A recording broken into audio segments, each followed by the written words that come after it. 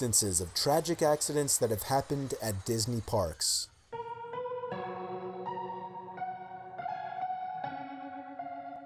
Number 1. In 1996, Mickey's Starland was renovated and reopened with a new cartoonish look and the brand new name Mickey's Toontown Fair. This is the smallest of the 7 lands in the Magic Kingdom and is basically an area designed for the younger kids visiting the park, and is the best area for meeting characters. Of all the attractions in Toontown, Roger Rabbit's Cartoon Spin is the most popular, but also the site of one of the most gruesome accidents in Disneyland's history. 4-year-old Brendan Zucker, who was seated in the far right side of one of the taxis, fell out of the car while it was in motion and got caught underneath the car behind it against the tracks.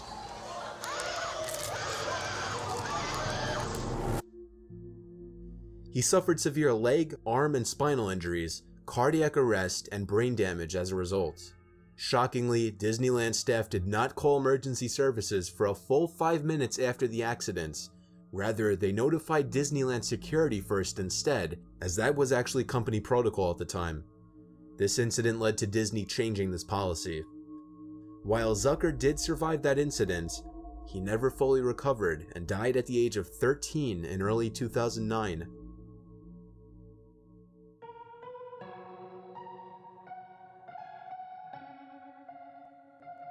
Number 2. In 2003, Marcelo Torres, aged 22, was waiting online along with countless other thrill seekers for one of Disney's most recognized attractions, Thunder Mountain, not imagining that he would be riding the train to his death. Marcelo was seated in the front car of the train, right behind the fake locomotive. The ride was climbing through a tunnel when the locomotive lost the assembly that carries the rear wheels, causing the car to strike a tunnel roof.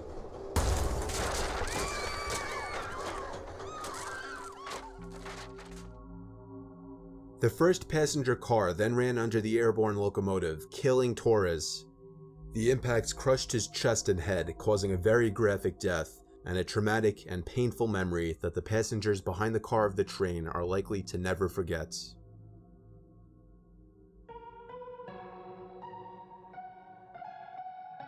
Number 3. Tom Sawyer's Island is an artificial island in the Magic Kingdom surrounded by the Rivers of America. Disney refers to the single artificial river as the Rivers of America because the waterway that surrounds Tom Sawyer Island is meant to represent several important rivers in American history. The island references Mark Twain characters with various structures and caves. The only way to get on and off the island is by a small wooden raft. In June of 1973, when 2 kids missed the last raft of the night off the island, things took a hellish turn for the worst. 18-year-old Bogdan Delarat and his 10-year-old brother were on Tom Sawyer's Island, and they didn't have intentions of leaving with the group on the raft. Staying overnight on Tom Sawyer's Island seemed like a thrilling idea, at least only for a few hours, as staying on the island alone soon proved to be boring, so the 2 brothers decided to swim across the river without alerting anyone to their presence. A serious flaw in their plan was not considered until tragedy struck. The younger brother did not know how to swim, so his older brother attempted to carry him on his back while swimming to the shore. He made it only halfway across the river before giving out and falling below the surface.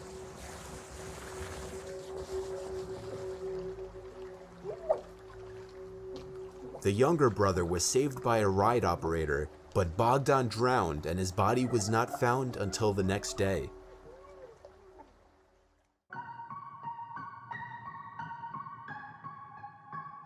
Number 4.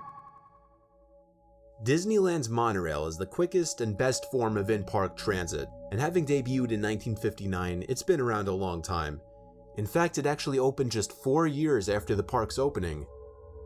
Just 7 years after the monorail's opening, however, in 1966, a terrible, easily avoidable accident took the life of a high school student on his graduation night.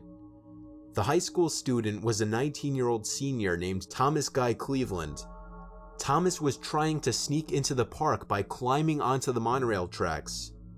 2 security guards spotted Thomas trying to climb up the tracks, and despite their constant warning yells telling him to get off and that there was a monorail coming, he either ignored or didn't hear them. He was subsequently struck and killed by a passing monorail.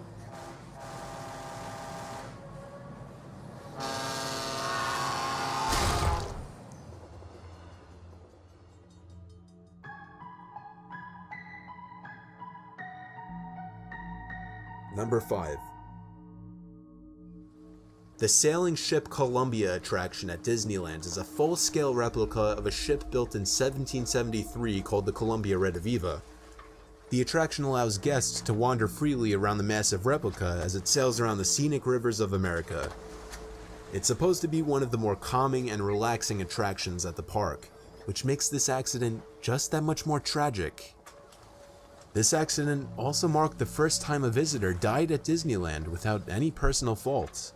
The accident had nothing whatsoever to do with the guest and everything to do with those of the park. There was a rope fastened to a metal cleat on the hull of the ship when it was docked. As it turned out, the cleat was not strong enough to actually halt the ship's forward momentum. It was only strong enough to hold the ship in place while people got on and off. The problem was that the staff member responsible for docking the ship was never given the proper training for operating the boat. As the rope pulled against the cleat with the boat in motion, it tore loose and flew straight to the line of people waiting to get on the boat. The cleat struck 3 people, an employee and 2 visitors, killing Lon Fee Dawson and severely disfiguring his wife.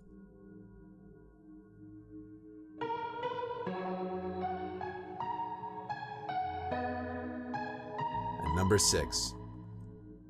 America Sings was an attraction in Disneyland that opened in 1974 and closed in 1988. It featured a Showbiz Pizza type cast of audio animatronic animals that sang songs from various periods in America's history. It was similar to the Carousel of Progress in that the whole seating area is part of one big carousel, and when the carousel spins, it moves the audience to different sections of the show with different animatronic characters. In 1974, the first year of operation for the show/ride, an employee was killed while working the attraction. Deborah Stone, who was only 18 years old, was a hostess at the time, and her job was to greet each guest who entered the attraction. She had just recently started working at Disneyland in order to help pay for her college tuition. After ushering a new group of people into the ride, she got too close to the theater wall as it began to move. The moving walls started to crush Deborah against the stationary section of the stage.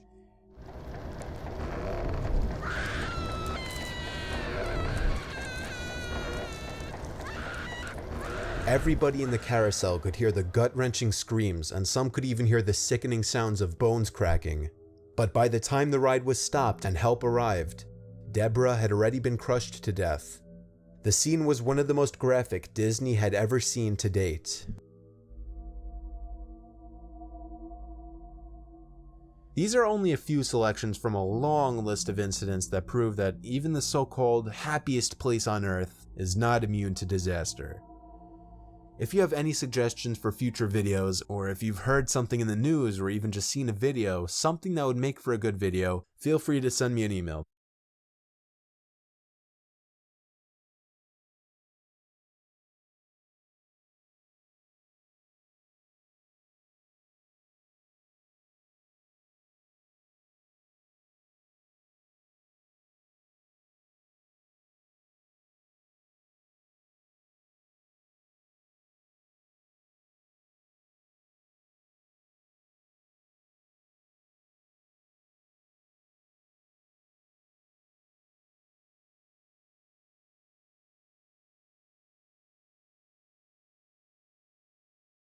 He says his all-real vanilla coffee creamer belongs in the same sentence as self-driving cars and artificial intelligence.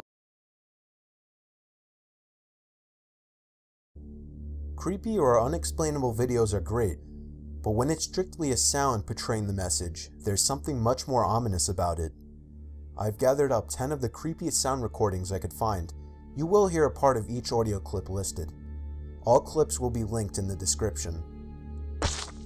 Serial killer David Parker Ray would force his victims to listen to a tape once they woke up in his terrifying sex dungeon. Ray would hold women in his expensive lair that he referred to as his toy box for months at a time and was suspected of having killed many victims. This isn't the original recording, but rather a transcription read out by a YouTuber who posted it on his channel. It is very dark and disturbing. Hello there, bitch. Are you comfortable right now? I doubt it. Wrists and ankles chained, gagged, probably blindfolded. You are disoriented and scared, too, I would imagine. Perfectly normal under the circumstances. For a little while, at least, you need to get your shit together and listen to this tape. You're very scared or very pissed off. I'm sure that you've already tried to get your wrists and ankles loose and know that you can't.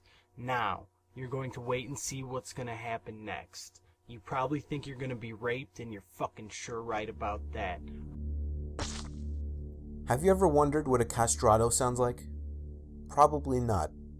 A castrato is a type of classical male singing voice. The voice is produced by castration of the singer before puberty.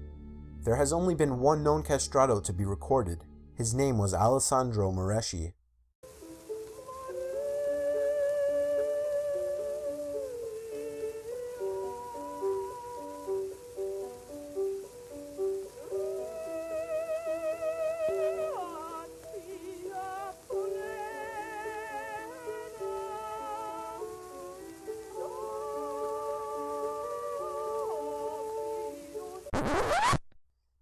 This was actually around the same time period when the first known recording of a human voice was produced. That was in 1860. The phonautograph is the earliest known device for recording sound. It was able to record sound, but was unable to play back any sounds. Sounds recorded using the phonautograph are now able to be played by optically scanning the recordings and using a computer to process the scans into digital audio files.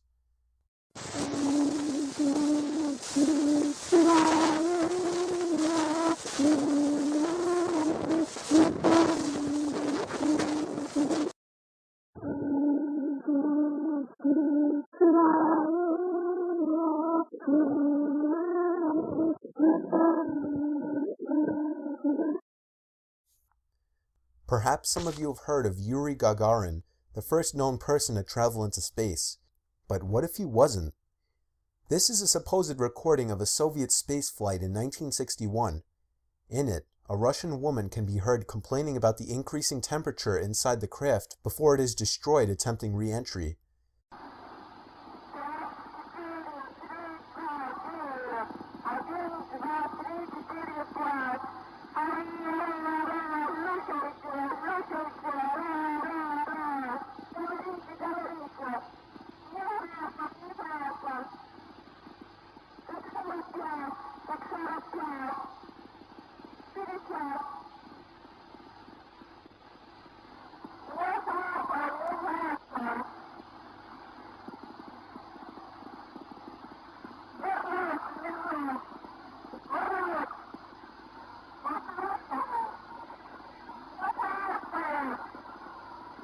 If this is indeed real, it's horrible to imagine the horror that the woman was put through on a mission that was most likely known to be a one-way ticket, as she came to realize she was completely doomed. While we're on the topic of space, did you know that different planets give off different sounds through radio emissions? But they're not as pleasant as one might imagine.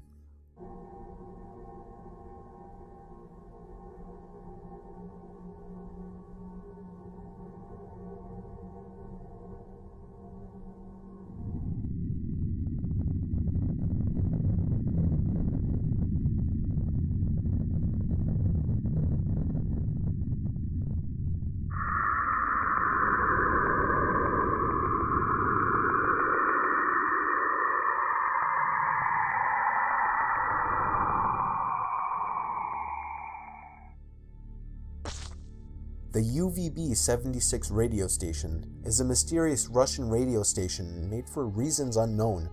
It's an electric noise with a constant horn-type sound playing every few seconds.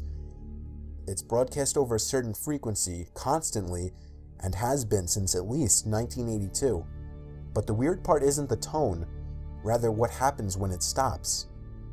In its total run, The sound has been interrupted only 3 times, the earliest known time being Christmas Eve in 1997. Each time a voice comes on and lists several Russian names and numbers before returning to the foghorn. The most recent occurrence was in 2006. In this audio clip, if you listen closely, you can hear what sounds like a woman screaming in the background.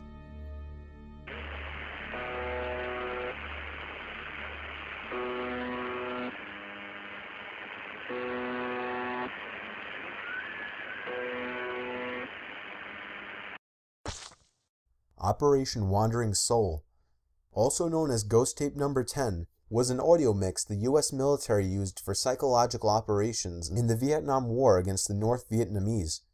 It played deeply on the Vietnamese belief of ancestor worship, spirits, and the afterlife. The Wandering Soul was played on loudspeakers installed on helicopters, PCF boats, or even by infantry loudspeaker teams on known enemy areas, usually at night and deep within the jungle. You'll understand just how creepy it is when you hear it.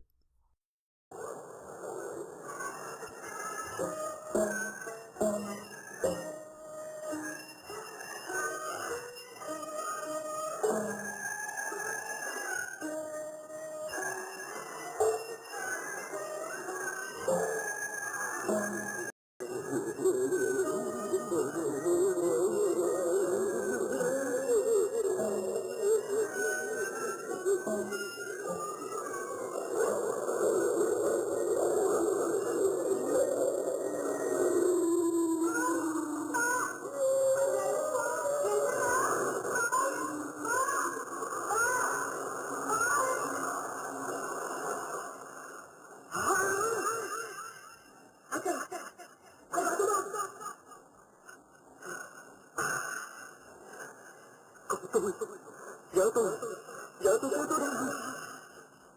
Bà đang về với con đâu. Tôi đã về với mình đây. Nhưng tôi còn đâu mảnh hình hài nữa.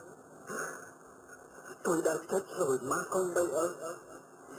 Tôi hẳn không biết chừng nào. Các bạn của tôi ơi, tôi trở về để nói cho các bạn biết rằng tôi đã chết.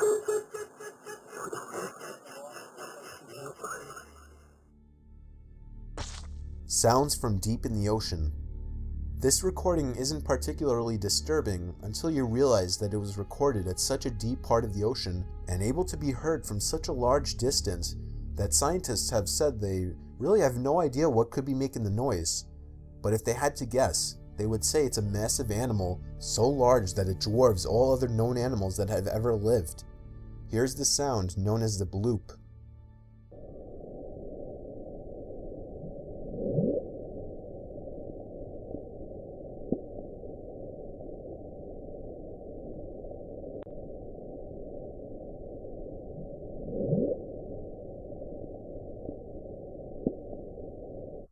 Here's one slightly more unsettling, known as Julia.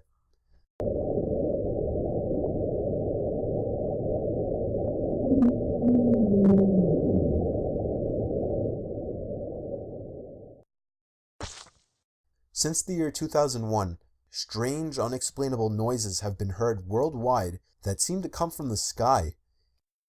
People are clinging to answers like aliens, the end of the world, or even God.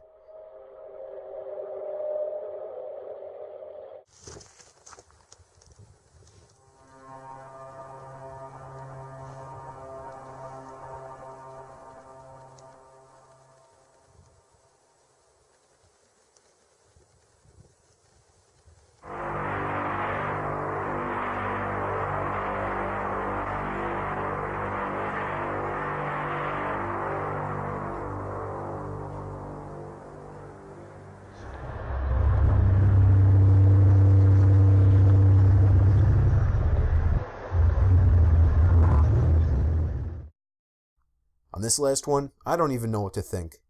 This is an audio recording of an apparent exorcism performed on a young girl named Annalise Michel. The sounds and pictures are nothing short of disturbing, and she died at the age of 23.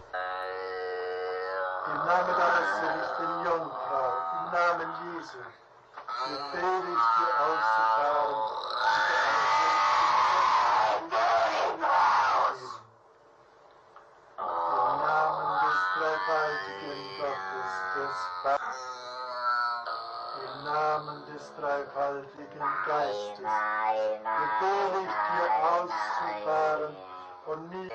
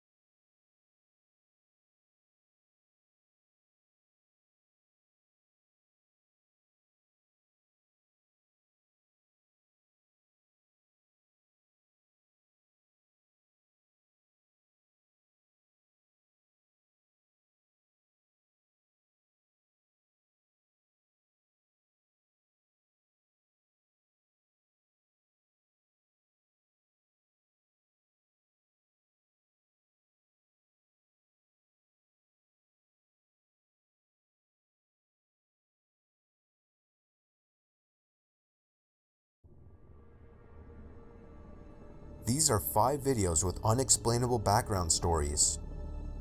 There is an unknown creature in England known as Messie by sewer maintenance. It was discovered during a regular maintenance survey. There had been previous reports of strange happenings in the sewers occurring on other routine maintenance jobs, however nothing as conclusive as this following piece of footage. Workers have been reporting hearing noises from within the tunnels for years. One worker even called the police as he thought someone was stuck in the pipes. The noises have been described as being almost human. One worker described the sounds as being similar to a woman coughing or choking violently. The water company manager has come out and said that several employees have reported sightings of some kind of animal in the sewers. He's reviewed the CCTV footage, and he himself stated that it certainly did not look like a typical sewer rat. It was assumed that the creature was feeding on fat deposits that have built up on the inside of the pipes. According to workers, the creature still remains unidentified to this day.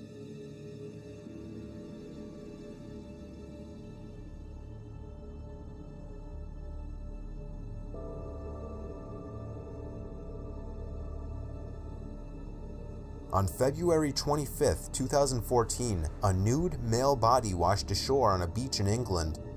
The man was wearing only socks and one shoe, but the police made a strange discovery. A set of headphones were found in the man's mouth, as well as a rolled up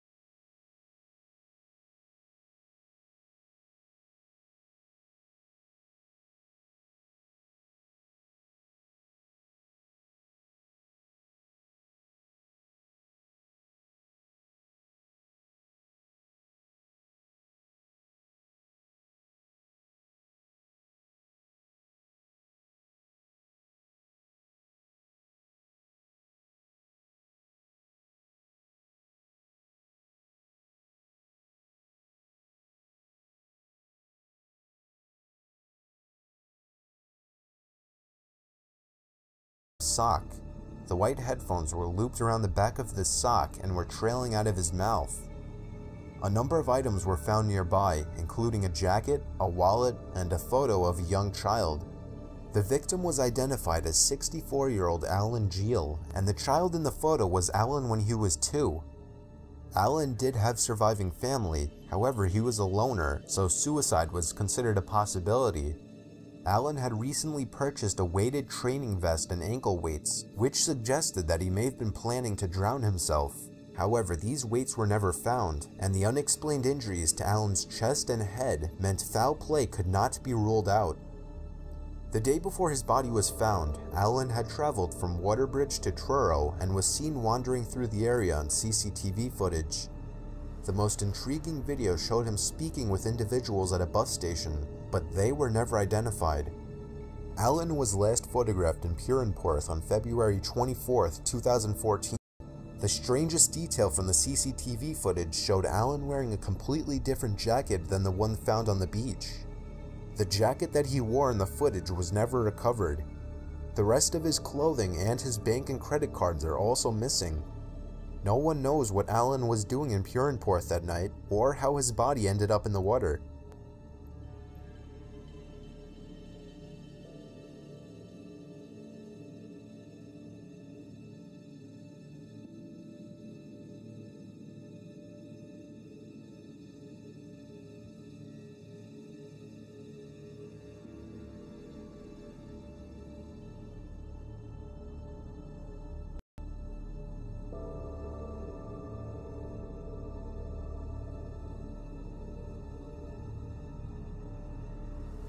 In 2009, Stephen Kosher quit his job in Salt Lake City and moved to St. George, Utah. After months of struggling to find a job, Stephen left St. George on December 12, 2009. The following day, he called 2 of his friends and claimed that he was in Las Vegas. Stephen never offered any explanation for his trip, but his family believes that he may have been looking for a job.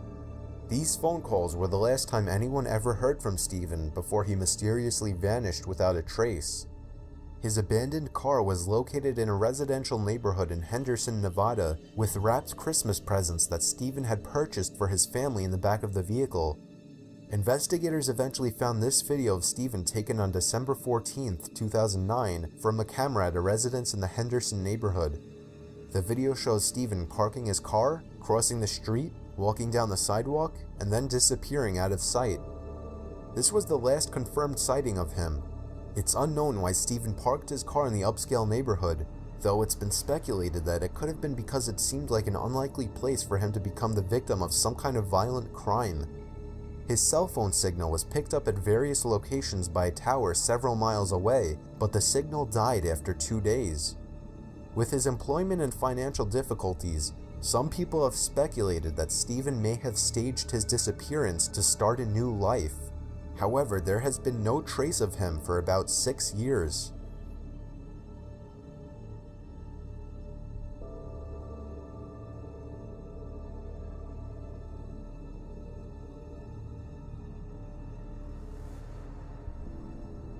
The following video is from a surveillance camera taken in November of 2007 in Fresno, California. It was positioned to record the owner's front lawn and was set up because someone had tried stealing something from the owner's yard on a previous occasion. On the night the video was caught, the owner was woken by his dogs barking in an unusual way. He got up and looked at his security monitor and saw the creatures, about 2 to 3 feet tall, moving across his lawn. He grabbed a camcorder and recorded the monitor screen. Local investigators presented the footage at a mutual UFO network conference. The video they shared also showed some footage of the owner and the front yard during the day. Since it's a video of a video, the quality isn't great.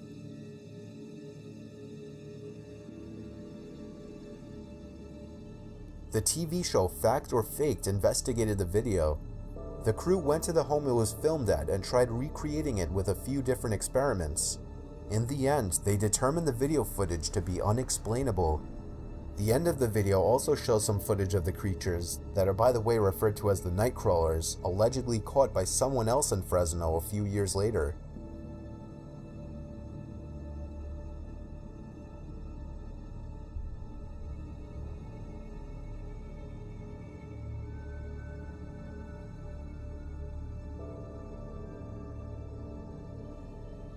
The TV show Paranormal Borderline received an anonymous letter in the mail providing enough information to warrant further investigation.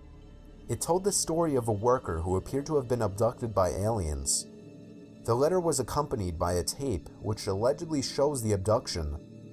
There are 4 black and white pictures. On the top right quadrants, a worker walks right to left through a gate.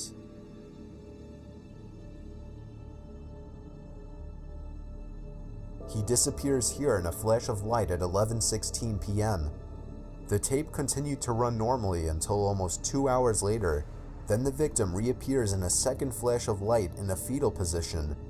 Then moments later, now crouching, he vomits and seconds later staggers right to left out of frame. According to the author of the letter, the footage was copied from a surveillance system. He reports that soon after the incident, the victim quit his job and moved away. Hired experts couldn't make any valid or concrete conclusions, and there are still no explanations for the flashes, missing time, or just what happened to the worker on that night.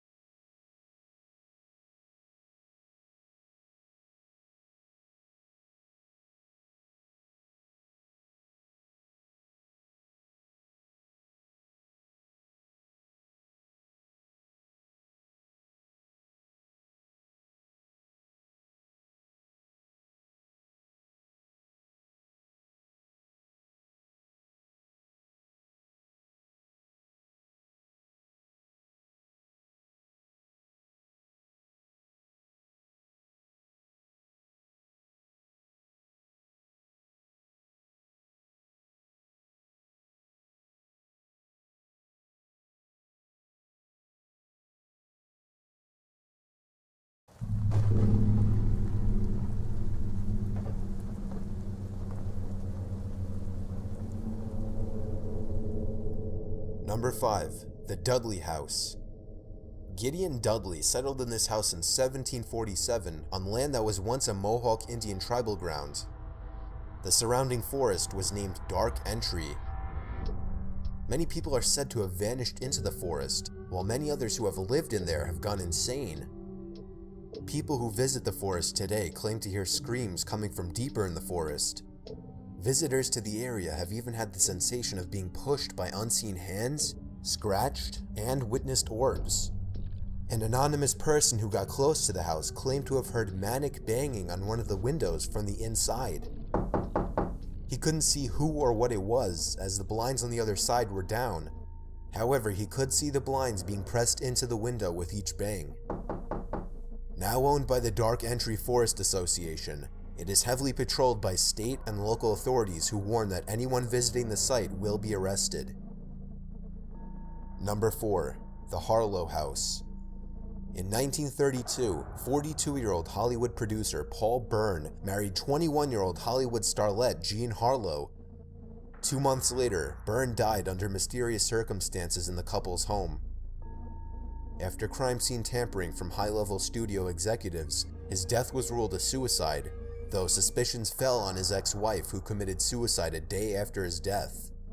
Jean would die 5 years later of renal failure, and the house later became the home of Sharon Tate, who claimed to have seen Burns' ghost on the grounds. Sharon Tate, as you might know, was savagely murdered by members of the Manson family. People who have gone to visit the house or just to see it up close in person have reported seeing shadowy figures standing by the windows, and at other times feeling a ghostly presence around them. Number 3. The Connecticut Funeral Home. Built in 1916, this suburban residential home was used as a funeral home from the 1930s until it was purchased by the Snedeker family of upstate New York in 1986. Upon moving in, the Snedekers found various mortuary items, such as coffin handles and a blood drainage pit, and a series of supernatural phenomena showed up next. First, it started out with just doors and windows opening and closing. Then it got much more horrifying. They would wake up at night to screams coming from around the house, or cries coming from inside closets. The oldest son, who was at the time in the middle of radiation treatment, began to exhibit radical personality shifts, becoming withdrawn and angry. He began writing poetry with necrophilic themes, and during one intense episode, he attacked his cousin with the intent to rape her. His family had him arrested and taken for an evaluation, where he was pronounced schizophrenic. He was removed from the house and seemed to get better, until returning. They moved out sometime that same year. Number 2. The Summerwind House. Located on the shores of West Bay Lake in the far northeast regions of Wisconsin are the ruins of a once grand mansion that was called Summerwind. The house is long gone now, but the memories remain, as do the stories and legends of the inexplicable events that once took place here. The mansion was built in 1916 by Robert P. Lamont as a summer home for he and his family. Nestled on the shores of the lake, the house caught the cool breezes of northern Wisconsin and provided a comfortable place for Lamont to escape the pressures of everyday life in Washington, D.C., as he would later go on to serve as Secretary of Commerce under President Herbert Hoover. But life was not always perfect at the summer home, as legends have it. One night, the basement door began to rattle, and Lamont, thinking it was an intruder, actually fired a pistol through the door twice. It turned out it was not an intruder, however, but rather a ghost.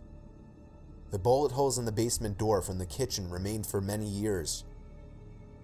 Upon the death of Robert Lamont, the house was sold a couple times.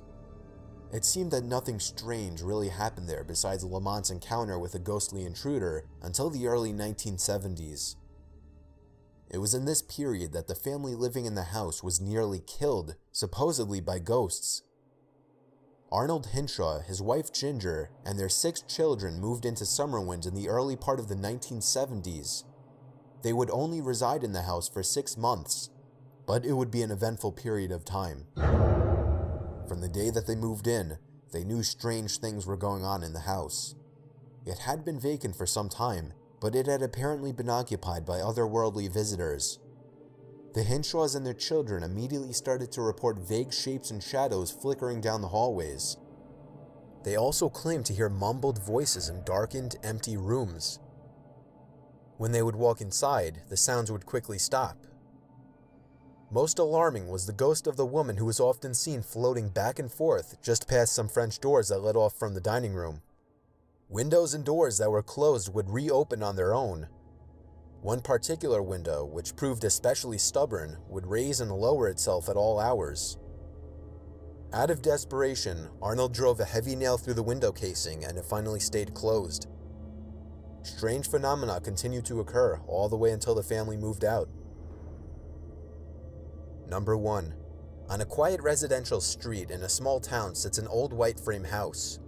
On a dark evening, the absence of lights and sounds are the first indication to visitors that this house is different from the other homes that surround it. Upon closer inspection, you'll notice its doors and windows are tightly closed and covered. An outhouse in the backyard suggests that this house does not occupy a place in the 21st century, but somehow belongs in another era or story. A weather-beaten sign hanging from the decrepit front porch warns rather than welcomes. This house is known as the Murder House.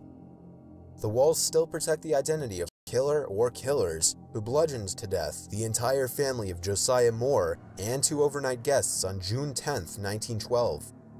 Almost 97 years later, the house's secret continues to draw many visitors to the door. To some, it seems to be speaking. Visits by paranormal investigators have provided audio, video, and photographic proof of paranormal activity. Tours of the house have actually been cut short by children's voices, falling lamps, moving ladders, and flying objects.